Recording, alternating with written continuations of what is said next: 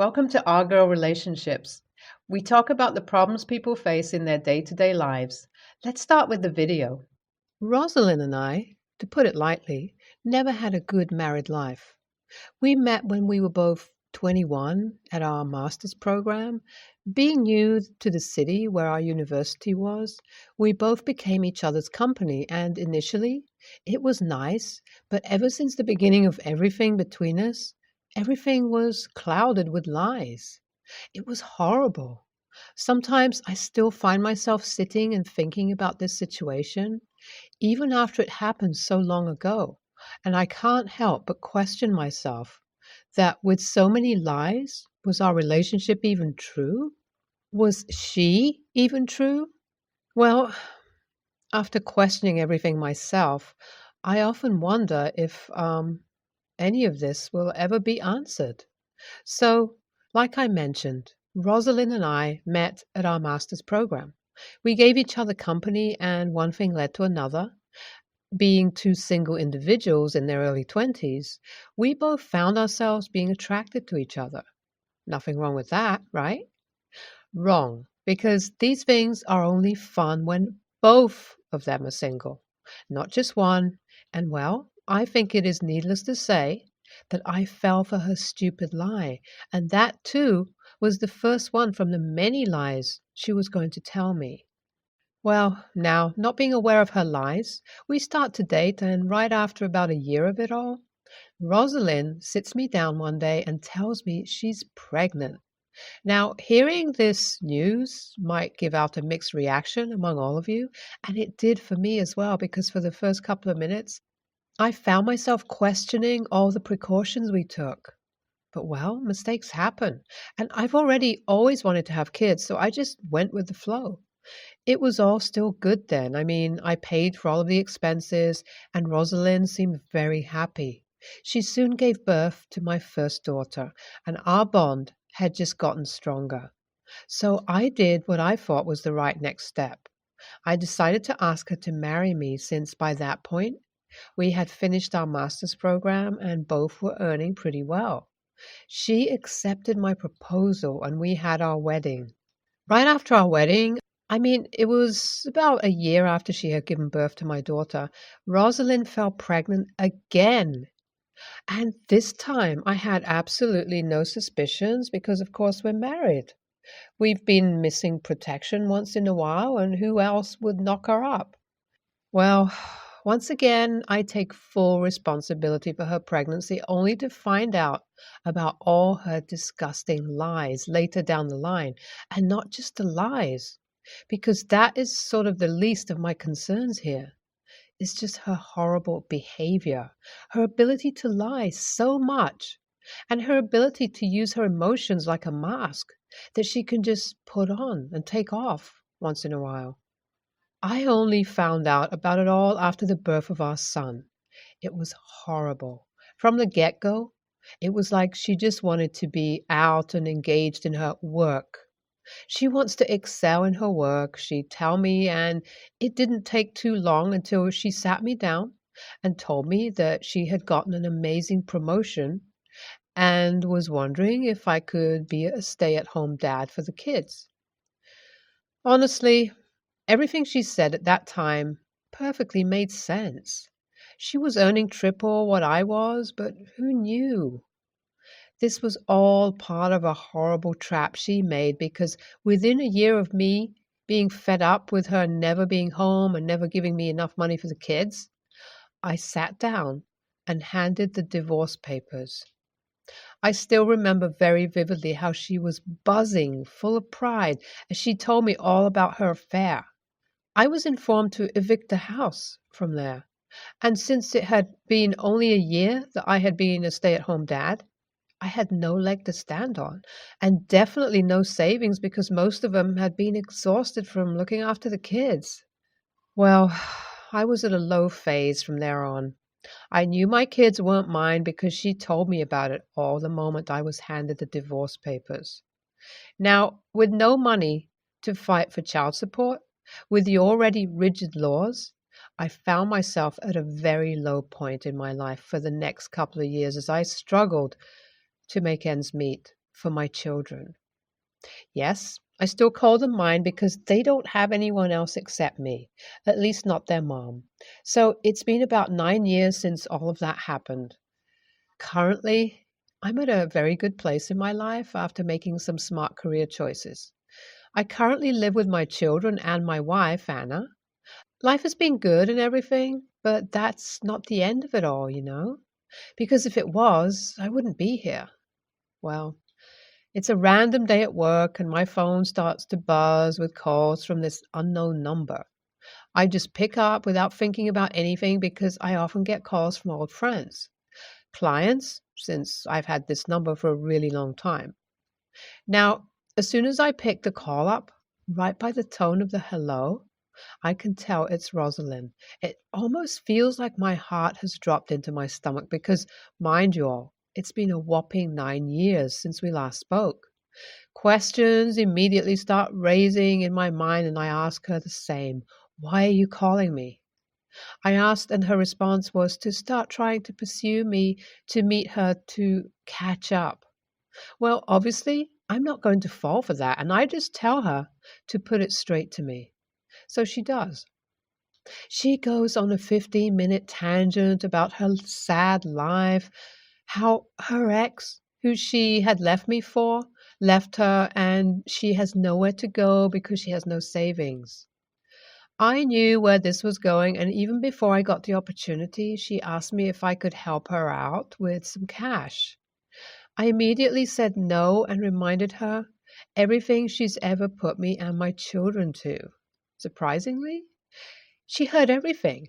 I guess she's really at a low point in her life because soon after, she began begging like crazy, and once again, I declined, hanging up the call. Now, I wouldn't think about this situation ever again, but the fact that she's gone out of the way to message my kids and some of our mutual friends in our master's program who are all pressuring me to help her out. I'm kind of conflicted. AITA? Hi, everyone. I decided to meet up with one of our mutual friends who she had messaged on Facebook. It seems like she and Rosalind have been friends for a long time, and I just wanted to know what it was that made her believe that Rosalind, anywhere, had the right to feel entitled to my money.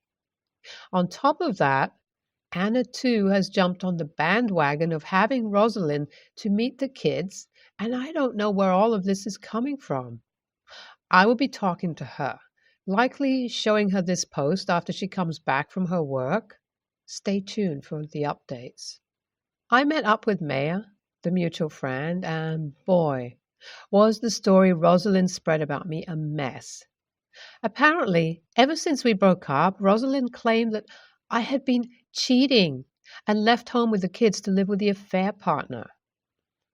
Now, everyone had their suspicions on that one because why would any judge let me have full-time custody for my kids? Well, now I realized the reason why none of these people have been talking to me, and things just intensified after the fact that Rosalind allegedly got out of another toxic relationship and is struggling so much that she technically has to be on the streets. I was fuming. I made it all clear to Maya and told her that she was a shitty friend if she just lived happily ever after hearing one side of the story. She apologized to me profusely, telling me that she'll make sure that this story goes to everyone, and I told her that after everything, Rosalind and all of them could do anything they wanted before leaving. I knew my response was heated, but I just couldn't handle it all. Well, then I spoke to Anna, who was completely understanding throughout it all.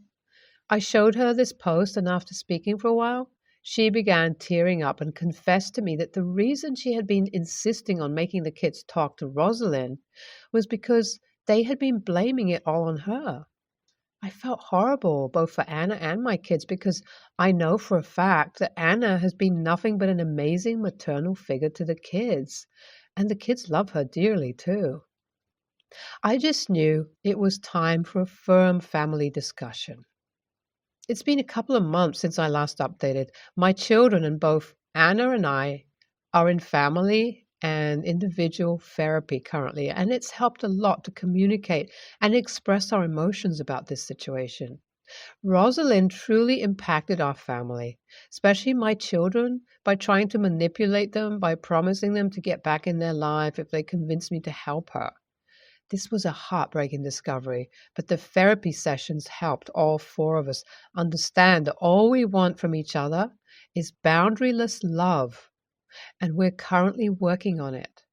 As for my friends back from Masters, they all apologized to me profusely after finding out about the entire situation, and it seems like they have cut off Rosalind from their friend circle. Honestly, all of them are like strangers in my life at this stage, so it doesn't impact me all that much. What does, though, is my family, and the fact that they seem happy currently is all that matters. Thank you. NTA, you've handled this situation perfectly. Now, make sure to block Rosalind everywhere so she never returns in your life like a storm. And even if she does, I hope you and your family will be able to stand against it like a wall of bricks. NTA, good on you for handling this situation well. Make sure to keep your friends from Masters at a hand's distance. My brother, Ron, is dating a single mom, Sheila. They've been together a year or so. Her daughter Gigi is 8 or 9, I think. I'm not the biggest fan of Sheila or Gigi. Sheila is argumentative and acts like she's the most intelligent person in the room, even when she's wrong the majority of the time. I try to be nice for my brother, but they're not people I go out of my way to interact with. Gigi always finds a way to have the attention be on her. I have a 12-year-old daughter, so I know sometimes they like to do plays or sing a song, but with Gigi, it's every time. I don't blame her. It's her mom that suggests it. Over the weekend, we went by my parents to celebrate my dad's birthday. My wife, daughter, 2 brothers, sister-in-law, nephews, and Sheila and Gigi. We had dinner, and when we were having cake, my dad asked my nephew how he was liking playing guitar so far since he started lessons recently. He said he did. Then Sheila said, Gigi has been learning to play the recorder. She can play for all of you later. So after dinner, we were all, except daughter and nephews because they were playing a game, summoned to the living room. Gigi started trying to play Three Blind Mice, then switched to Mary Had a Little Lamb, then started over, then went back to Three Blind Mice, then tried playing Twinkle, Twinkle, Little Star. This went on for 15 to 20 minutes. Start, stop, restart, switch.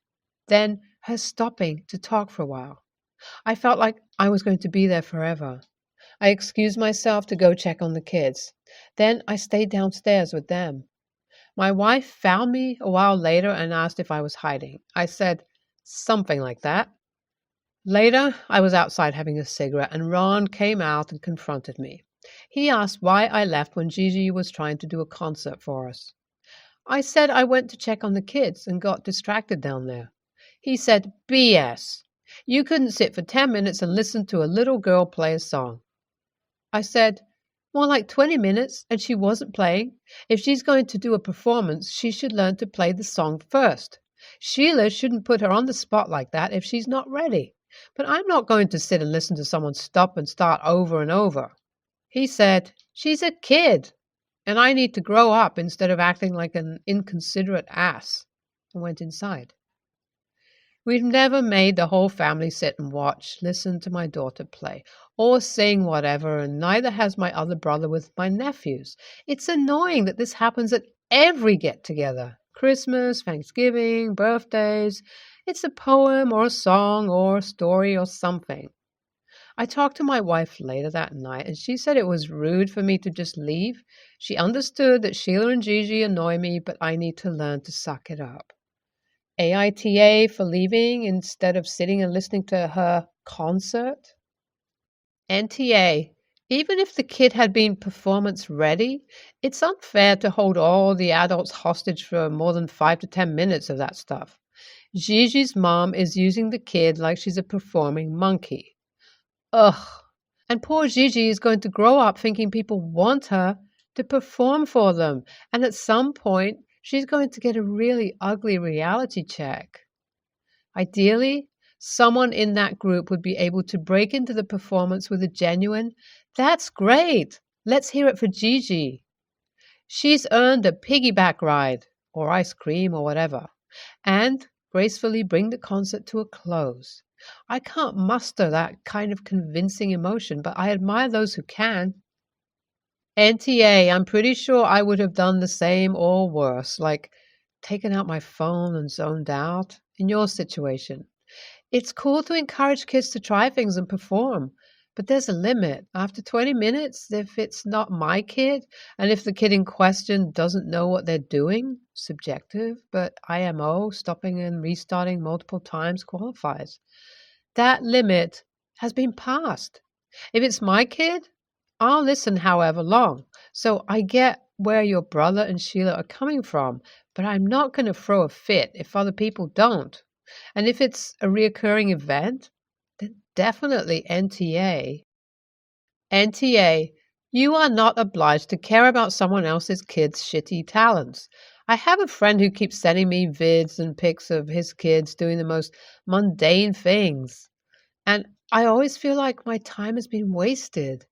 Like, bro, this is 2022. If your kid isn't gifted, then no one cares. Okay, so for context, my mom, female 36, had me, female 20, when she was only 16 years old, and my stepdad is 3 years younger than her, so we only have a 13-year age gap. They married when I was 9 years old, and rather than attempting to immediately assume the role of father and replace my father, he made an effort to be more of a friend and someone I could rely on. So while I respect him as a father because he has raised me for the past 10 to 11 years, our relationship is more similar to that of an older brother and a baby sister. Growing up, my mother was always extremely strict and was the "I'm your mother, not your friend" type of parent. So having someone I could relax and joke with was extremely comforting. We were recently having a family movie night when this horrifying looking character appeared on the screen. So I joked and asked my stepdad how much he was paid to play that character. My mother was clearly annoyed by the joke, but we ignored her, and he laughed it off while joking that it was difficult for the production team to get the CGI to match my exact appearance. She didn't seem to mind his joke, which was normal because it doesn't seem to matter when I'm the target. After the movie, my stepdad switched on the news, and a report about a burning down shop in our city came on. A few weeks ago, the building my stepdad works in caught fire as he was leaving for his shift. A few days later, my stepdad was called to work for fire watch, and while en route, he was in an accident. We jokingly said that the cosmos was trying to tell him not to go to work, and he ended up quitting. So when I saw the news that evening, I giggled to myself and asked my stepdad if he applied for employment there. This was poking fun at him for having bad luck. He laughed and remarked that it was actually pretty funny, but my mother didn't appear to think so because she snapped. She then burst into a fit about what a terrible person and daughter I am, and how horrified she was that I could treat my father so disrespectfully. She told him to quit tolerating my abusive behavior. She warned me that there would be consequences if I made another stupid joke, since she was tired of me tormenting my stepdad. I lost my temper and yelled back that she was to blame for not wanting to connect with me in any other way than as a parent. I told her that she was obviously jealous and projecting because she couldn't have that relationship with her parents. I then said she should shut up and mind her own damn business and maybe even grow up and pick up some humor along the way because she was nothing but a freaking buzzkill. She froze, then started sobbing. I might have been a bit harsh, but everything I said was true. My family called to tell me I was an a-hole for treating her that way. My stepdad also believes I could have handled the situation better. Am I the a-hole here? While what you said may be true, it was needlessly cruel and counterproductive. There obviously needs to be an honest discussion between the three of you where you can tell each other how you feel without judgment or yelling. Keeping it bottled up causes outbursts like that. NaH. But you all need to put in some work to be on the same page. NTA, your mother started the bad behavior. Has your stepfather ever told you he's uncomfortable with the way you guys banter? The problem with shouting at folks is that they tend to shout back, and when tempers are high, people tend to say things they would not normally say. Your mother wouldn't have had all those things said to her if she had started the conversation in a more measured way.